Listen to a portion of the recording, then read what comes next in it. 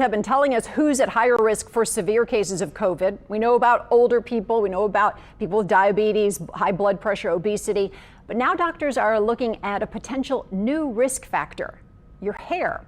Medical reporter Meg Ferris explains. We often think of male pattern hair thinning and baldness as a cosmetic issue, but not to doctors.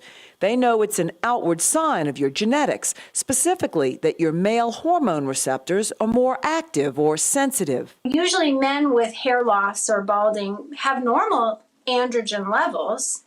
It's just that genetically their hair follicles are more sensitive to those circulating levels. But now doctors are asking, could this be a clue as to why children before puberty seem to be at low risk for severe COVID-19, while adult men are at higher risk of dying from it than women are? When they looked at a group of 5,700 cases in New York, there were 6 times more male fatalities than female fatalities. Dermatologist and hair transplant surgeon Dr. Nicole Rogers says in a preliminary observation, doctors in Spain have uncovered this.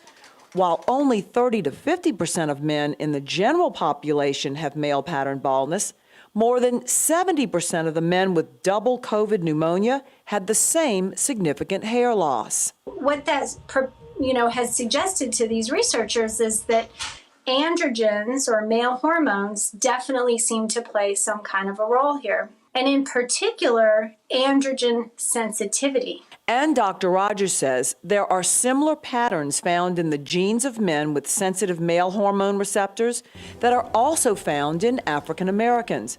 Doctors ask, could that partially explain why hospitals are seeing this illness take a higher toll on African Americans? So while research continues, Dr. Rogers has this advice. Men in general need to be more careful about doing everything they can to avoid contracting this virus. Meg Ferris, Eyewitness News, Medical Watch.